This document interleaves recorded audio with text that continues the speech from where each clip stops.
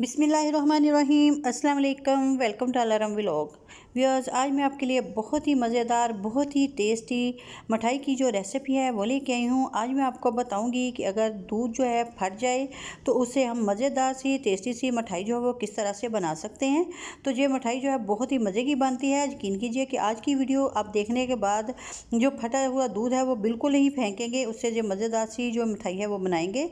तो फिर चलिए ये वीडियो को शुरू करते हैं। बिस्मिल्लाहिर्रहमानिर्रहीम। ये मैंने 4 किलो दूध लिया है तो जो फट गया था।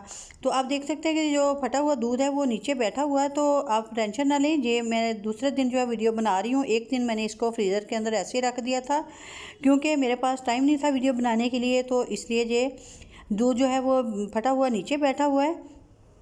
तो अब मैं इसे जो है छान लूँगी।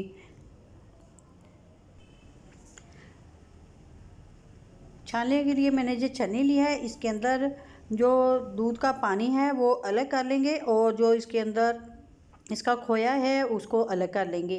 तो आप देख सकते हैं कि जो खोया है वो हमने अलग कर लिया है और दूध का जो पानी है वो भी हमने अलग कर लिया है। देखिए माशाल्लाह से कितना ज़्यादा जो खोया है वो दूध के अंदर से निकला है। तो ये दूध बिल्कुल खालिश था, तो थोड़ा सा ये हीट होने की वजह से जो फट गया था।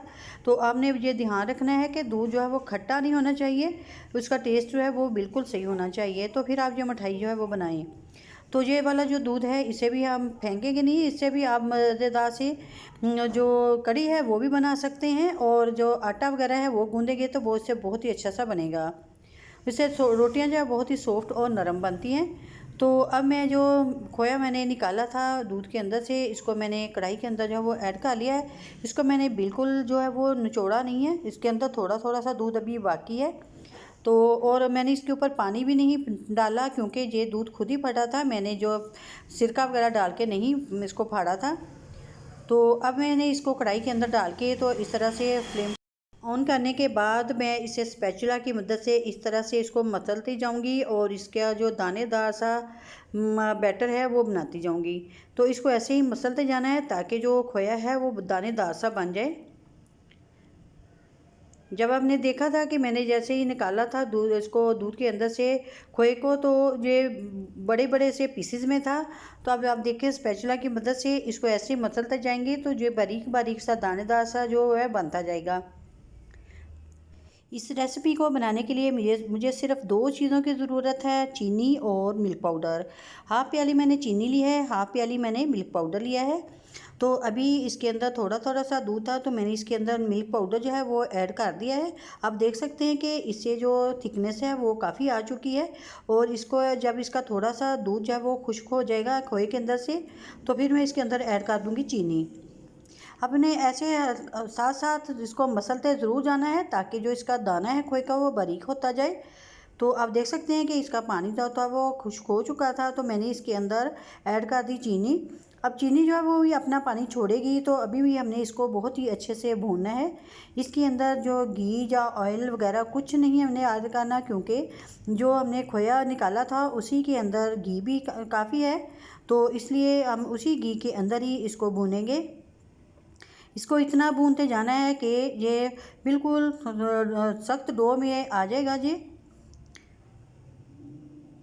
मुसलसल इसको हिलाते जाएं और इसको मसलते जाएं। बारीक बारीक सा जो खोए का दाना है वो होना चाहिए।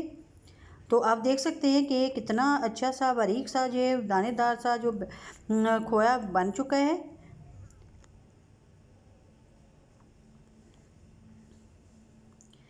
हम इसे मसल मसल के ही इसको रेडी करना है। जब ये बिल्कुल खुश्क हो जाएगा तो फिर हम इसे उतार लेंगे। आप देख सकते हैं कि जो खोया है कितना खुश्क हो चुका है। इसने इसके जो अंदर जो दूध वगैरह था वो बिल्कुल ड्राई हो चुका है। इसी तरह का जो खोया है हमें चाहिए। तो अब हम इसे उतार लेंगे और फ्लेम को ऑफ़ कर देंगे। तो कढ़ाई को हमने ऐसे उतार लेना है और इसे मैं एक कोई भी डिश या ट्रे वगैरह लेके तो इसके अंदर निकाल लूँगी। तो जी मैंने एक ट्रे ली है, इसके अंदर जो मैंने खोया रेडी किया है उसको मैं इसके अंदर डाल लूँगी। तो आप देख सकते हैं माशाल्लाह से कितना थिक्की सा ये खोया जो है वो रेडी हुआ है। कलाकंद में जो खोया होता है इसी तरह का होता है और इसके जो दाने होते हैं वो बारीक बारीक से दानेदार सा जो खोया जो होता है। तो इसी तरह से हम इसको निकालते जाएंगे और इसको जो है सेट करते जाना है ऐसे दबा दबा के। तो हमने इसकी जो तय है वो ज़रा थोड़ी सी मोटी मोटी रखनी है, इसको बिल्कुल ही अच्छे से सेट कर लेना है।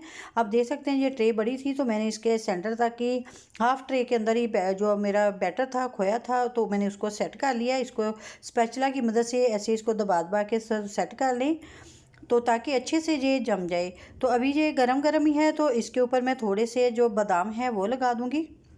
आप चाहें तो पिस्ता वगैरह जो भी आपके पास मेवा हो वो लगा सकते हैं, जो भी आपको पसंद हो।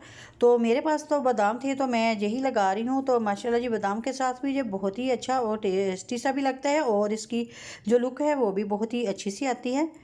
तो इसी तरह से हमने इसको बादामों को जो है गरम गरम जो हमारा कलाकंद का जो खोया है उसके ऊपर इस तरह से लगा देंगे। तकरीबन 3 से 4 घंटे मैंने इसको ऐसे ही रखा और रखने के बाद अब मैंने इसकी जो है वो कटिंग कर दी है। अब इसे ऐसे ही टुकड़ियों में कट कर लेंगे तो बहुत ही अच्छे से ये कट हो जाता है, आसानी से ये कट हो जाता है। तो आप देख सकते हैं कि इसकी लुक भी जो है वो कितनी अच्छी सी आ रही है, बहुत ही परफेक्ट सी जो हमारी कलाकंद है वो रेडी हो चुकी है।